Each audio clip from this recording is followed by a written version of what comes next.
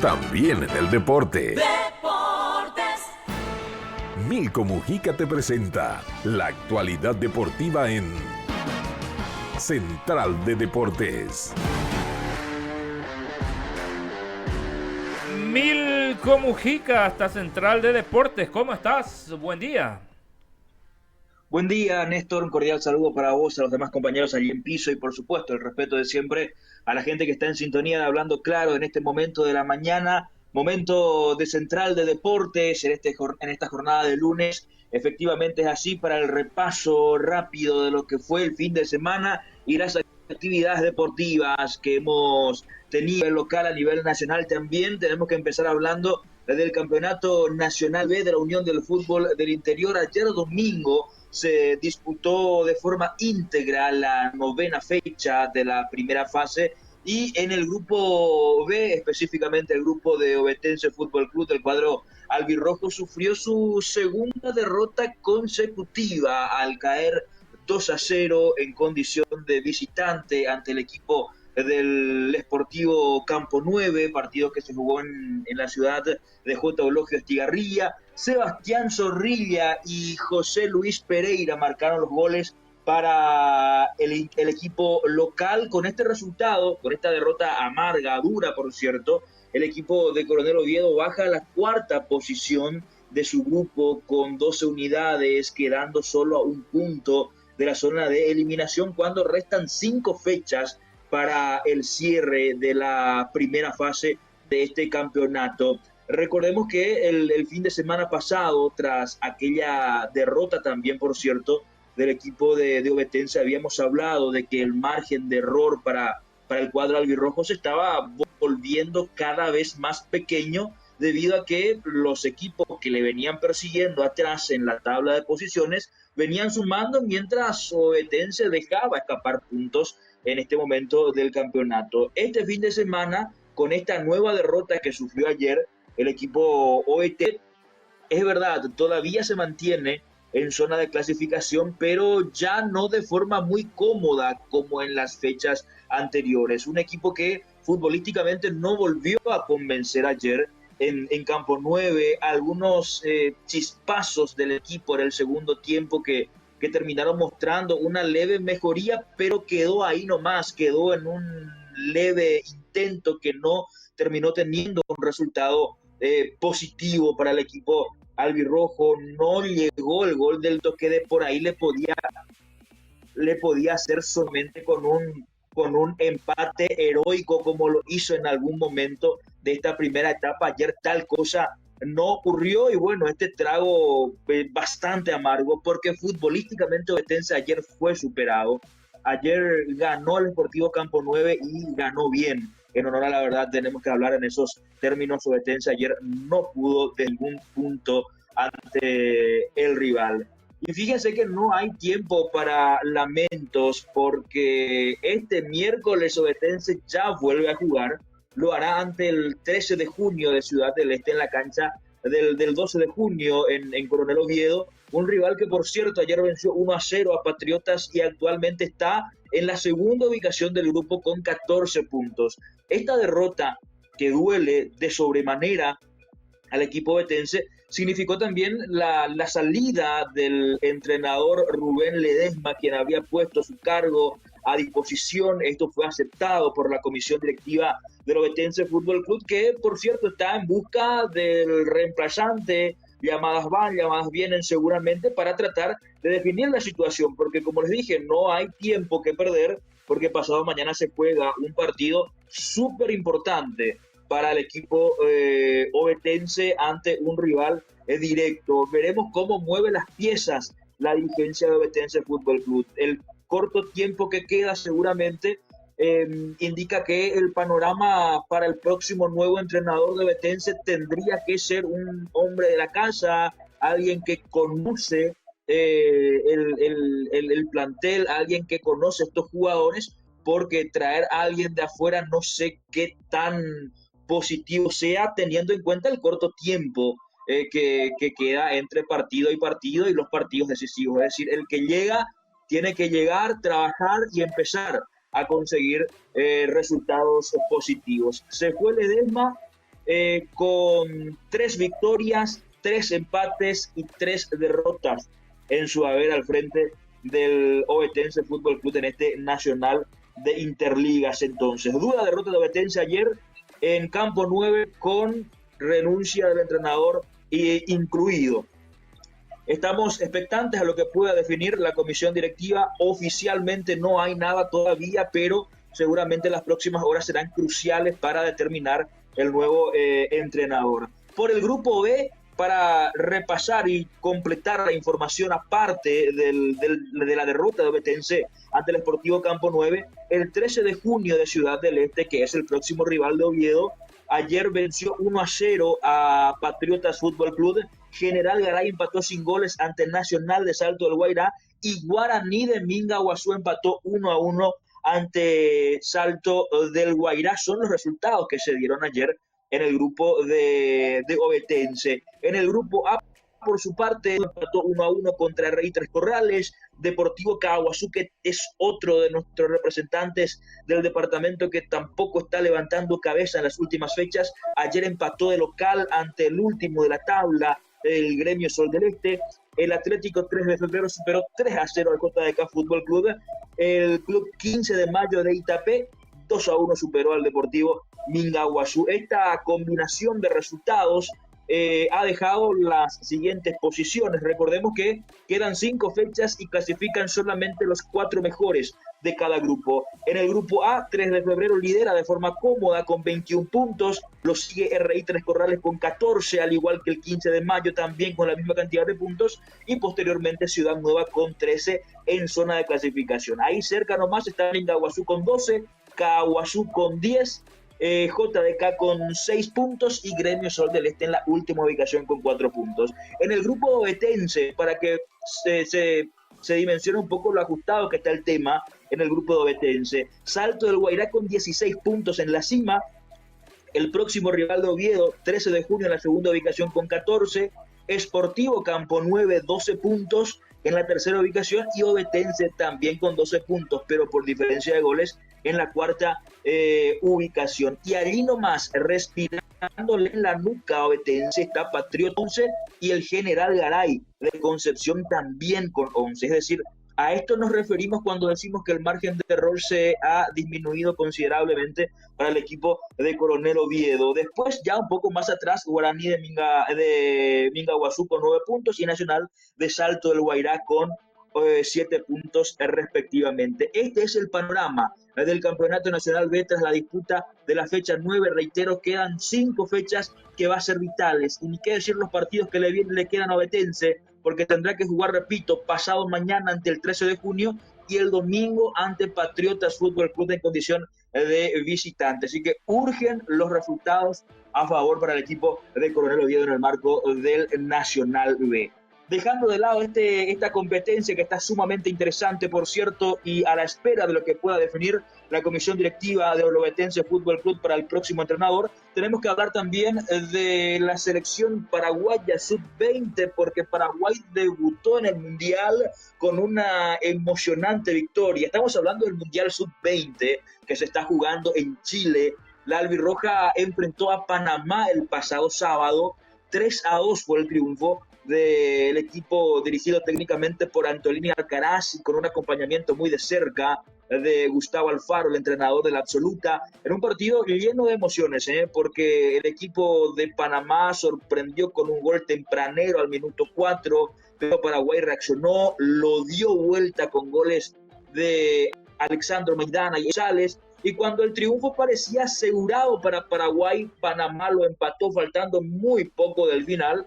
Y para darle más emotividad a este primer partido de la albirroja, al minuto 94, Thiago Caballero apareció para sellar el 3-2 definitivo y desatar el festejo de los compatriotas en este campeonato. Entonces, buen arranque de Paraguay en este mundial. El otro partido del grupo, Ucrania venció 2-1 a Corea del Sur. Así, tanto Paraguay como Ucrania están en la cima del grupo con 3 puntos. El próximo rival de Paraguay va a ser mañana martes a las 5 de la tarde hora paraguaya para enfrentar a Corea del Sur por la segunda fecha del Mundial Sub-20. Entonces, Dejando de lado el Mundial Sub-20, rápidamente es inevitable hablar de la categoría intermedia, porque qué final está teniendo esta categoría intermedia. Acaba de terminar hace un par de minutos la penúltima fecha del campeonato. Hoy tenía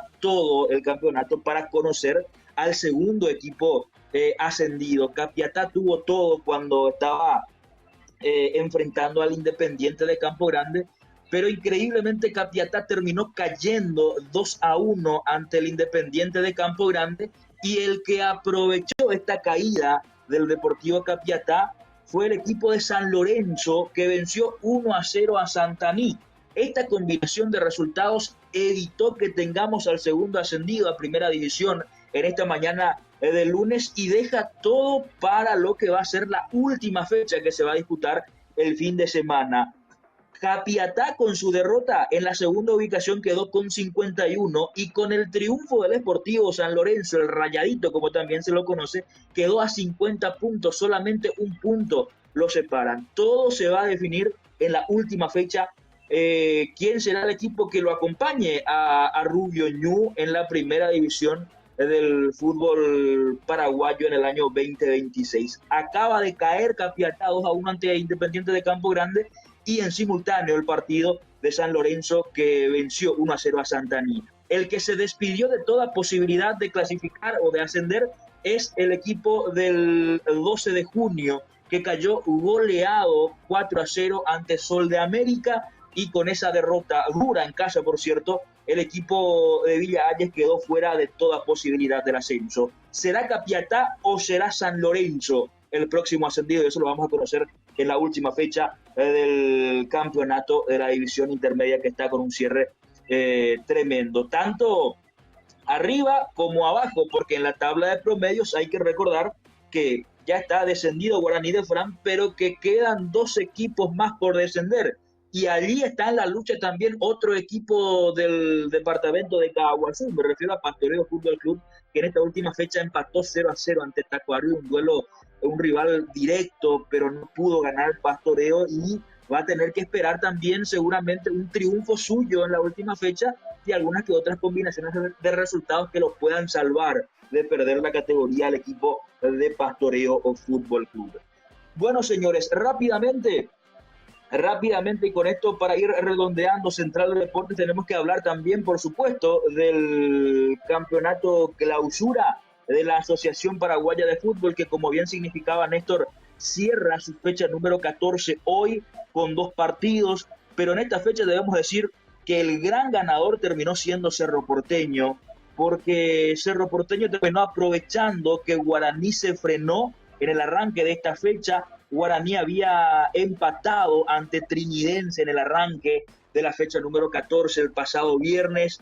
Parecía que Guaraní se quedaba con el triunfo, pero sobre el final lo empató Trinidense, se frenó Guaraní, y repito, el gran ganador de la fecha termina siendo Cerro Porteño, porque también sobre el final le terminó ganando 1-0 al equipo del Sportivo Luqueño. El equipo de Cerro Porteño entonces se alzó con el triunfo y quedó a un puntito de Guaraní allí en la cima de la clasificación. Otros resultados ya confirmados: el triunfo de Nacional 3-1 sobre el equipo de Libertad. Ayer, 2 de mayo, venció 2-0 a General Caballero de Juan León Mallorquín. Muy buen momento del equipo de Pedro Juan Caballero a propósito, y hoy se cierra la fecha con dos partidos. A las 5 de la tarde, en Villeta, Ameliano recibirá a Recoleta, y el último partido de la fecha, Atlético Tembetaría, en el estadio Luis Alfonso Yanni, recibirá al Olimpia.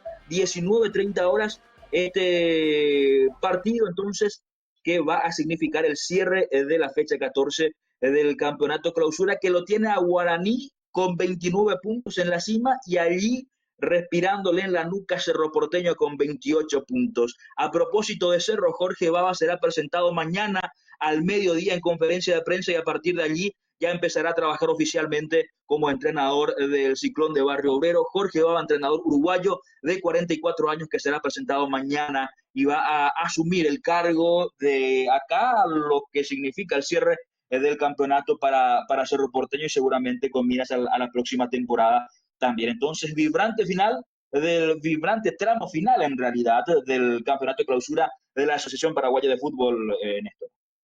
Exactamente, Milko, y que se está cobrando, entre comillas, a directores técnicos de los equipos más grandes. En este caso, Cerro llevó un par de semanas para lograr cerrar con el reemplazante de Martínez. Milko iba a Sí. ser Jorge Baba quien conduzca. Jorge Baba hasta hace unos años jugador de fútbol activo aún, el uruguayo, portero. Sí, es así, es más, es alguien que conoce dentro de todo el fútbol paraguayo, porque en su época de futbolista tuvo su paso por Libertad y su último paso por el fútbol paraguayo fue defendiendo el arco de Guaraní, recordado arquero de Guaraní. Sí, sí, sí. Jorge Baba tiene 44 años y mira que es una apuesta grande de Cerro Porteño porque lo esperaron bastante, lo que significaba su desvinculación con Independiente de Santa Fe de Colombia. Cerro fue por él, lo buscó, pagó una rescisión millonaria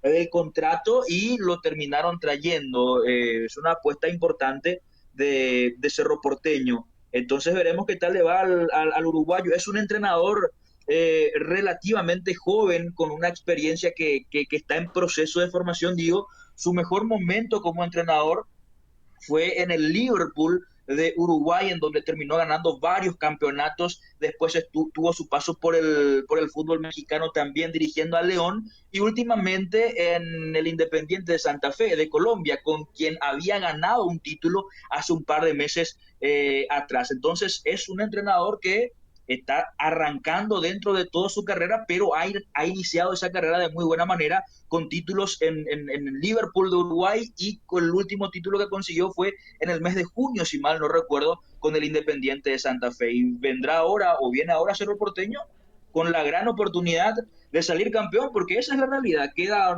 no mucha fecha para que termine y Cerro está allí con altas chances de lograr el título de clausura. Trascendió lo del supuesto, de la supuesta probabilidad de renuncia de Almeida, o fue un mero rumor, Milko. Y hasta el momento oficialmente no hay nada sobre ese tema. Néstor, es verdad que han trascendido muchas situaciones en torno a lo que significa Olimpia. Se habló también en su momento de un altercado entre uno de los jugadores y Carlos Humberto Paredes, uno de los asistentes técnicos de Ever Almeida en su momento. Pero hasta el momento oficialmente desde la comisión no se ha comunicado nada, Néstor, por lo que uno supone que fueron rumores todavía, ¿verdad? Hay que ver qué tal la continuidad de Almeida de acá a lo que resta del campeonato. Y a lo mejor esto no lo digo por lo que significa Almeida mismo, sino que por la situación que está atravesando el plantel. Olimpia ha cambiado 4 entrenadores en lo que va del año. Esto te da la pauta de que no es tanto el entrenador el problema, sino que es algo allí dentro del plantel. Así que vamos a ver cómo termina el año Olimpia, pero hasta el momento no hay nada oficial sobre la salida de Everugo. Sí, bastante llamativo fue que antes de la tanda de penales con Tembetal, Sí, Milko le dieron la espalda a Almeida, y el que hizo la arenga y se dirigió a los futbolistas o a sus compañeros fue el capitán Richard Ortiz, totalmente alejado Almeida, porque le cerraron, le dieron la espalda en ese famoso corralito que se hacen para sí. arengarse, y él quedó ahí. Me recuerda al técnico de la selección de Brasil también en las eliminatorias Sí. pasadas. ¿Cómo era que se llamaba este canoso que estuvo antes de Ancelotti? Tite, Tite, exactamente. Y, sí. y algo parecido le hicieron a Almeida, muy de mal gusto. Y mira que yo creo que lo que le sigue manteniendo a Almeida como entrenador del Olimpia es precisamente el amor que le tiene Ever Hugo a la institución. Porque yo me animo a decir que cualquier otro entrenador en su lugar no hubiera seguido después de ese gesto que estás mencionando y que se viralizó incluso después en redes, porque a lo mejor esa situación termina reflejando lo que es hoy en día el Olimpia. Entonces, ¿para qué está el entrenador allí? Es la pregunta que uno se hace. Entonces, yo creo que el amor que le tiene al Almeida, al Olimpia, es tan grande y es ese amor solamente el que le está manteniendo todavía dentro de la institución, evitando que presente alguna eventual renuncia, porque fue algo de muy mal gusto lo que le hicieron los muchachos del Olimpia al entrenador, lo dejaron totalmente afuera. Sí, sí, sí, sí. Y es también quizá por el respeto y ese amor que le tiene el hincha franjeado al profesor Claro. Almeida, que hoy nadie, no digo ni que nadie, ¿verdad? Pero no hay vehemencia en salir a pedir la renuncia o la descontratación de Almeida. Es un ídolo respetado de la institución.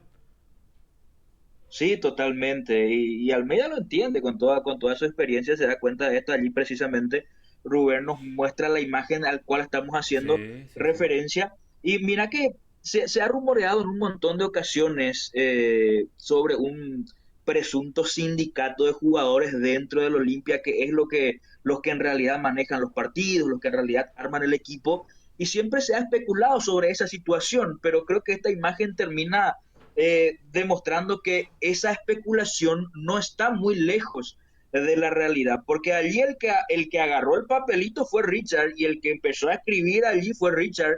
Y fíjense dónde está Almeida. Allí al menos Almeida se acercó, pero minutos antes también hay otra imagen en donde los jugadores ya están al corralito y el pobre Berugo se quedó sentado allí en el banco. Ya después incluso Almeida se acerca allí, ¿verdad? Sí, sí, sí. Pero bueno, es una realidad que a lo mejor termina también demostrando un poco una de las razones del por qué el Olimpia está hoy en día como está. Yo no recuerdo una temporada tan Tan mala del mala Olimpia hace mucho. como está teniendo este año. Sí, en mucho, mucho tiempo. Esto me remonta a aquellos campeonatos, pero pobrísimos del Olimpia del 2003, 2004 y más o menos hasta el 2010, el 2011. Olimpia cortó una sequía Sí, de 10 años. Salió campeón del Libertadores 2002, creo que tuvo racha hasta el 2003 más o menos y de ahí hasta el 2011. Tremendo lo que está viviendo el Olimpia de Paraguay. Bien, Milko, completísimo este informe. De paso y entre paréntesis, ¿cómo le está yendo a JDK en el Nacional B, Milko? mal, che, mal. No le está yendo nada bien al equipo de San José. Ayer volvió a caer 3-0 ante el equipo de 3 de febrero de Ciudad del Este. Está allí en zona fuera de la clasificación, por cierto, y muy lejos de la eventual clasificación. No la está pasando bien en este retorno al Nacional, ve al equipo de San José de los Arroyos. Qué pena, qué pena. Bien, Milko, completo el Sí, informe. Desearte feliz resto de jornada y semana también. Hasta una próxima de Central de Deportes. como siempre, un placer. Saludos a todos allí en piso y el respeto de siempre a la audiencia.